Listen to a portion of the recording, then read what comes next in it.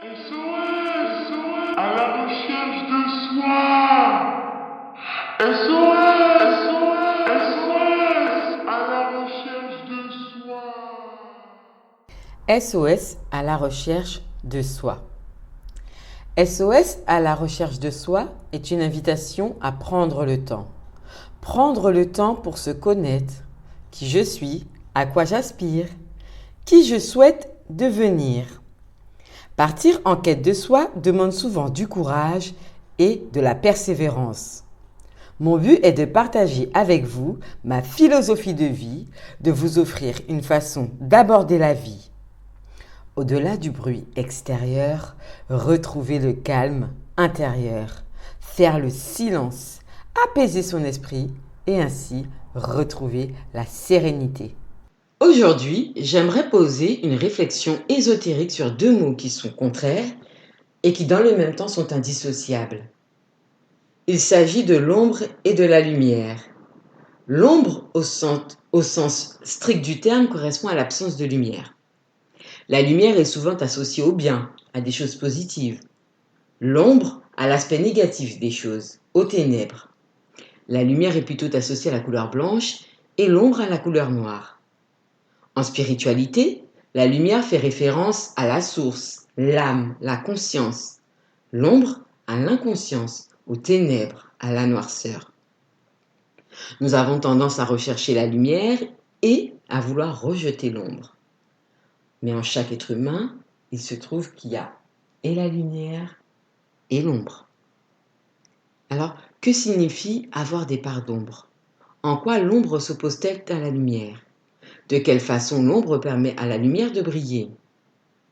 Nos parts d'ombre correspondent aux parties de nous que nous jugeons trop moches pour être montrées, pas assez nobles. Généralement, ce sont les parties qui montrent notre vulnérabilité, nos faiblesses, notre part d'humanité. C'est celle que l'on considère comme imparfaite et donc qui doit être cachée. Mais aussi ce sont des parties de nous que nous refusons de voir, qu'il nous faut nier car jugées indignes par notre ego.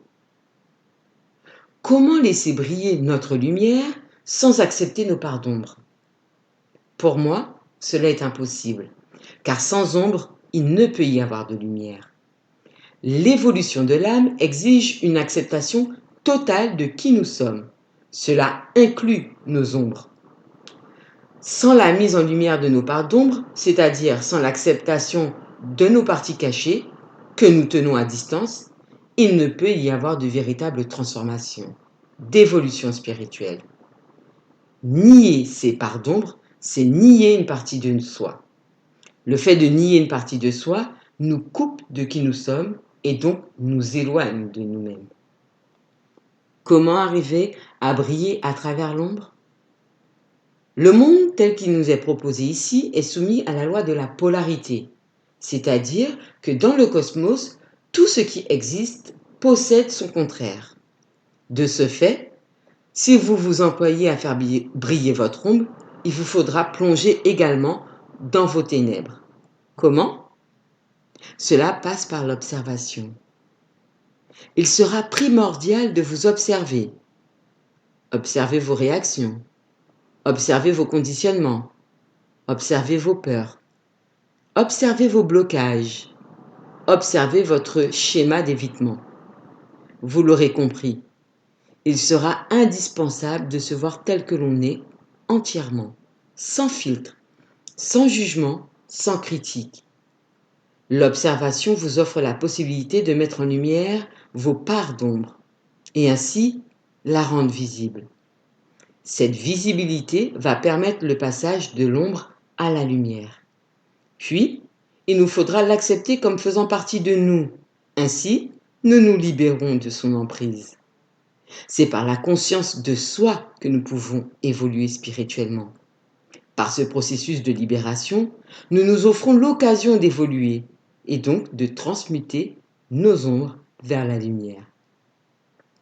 Cet épisode est une réflexion qui a pour volonté de vous aider à retrouver l'unité.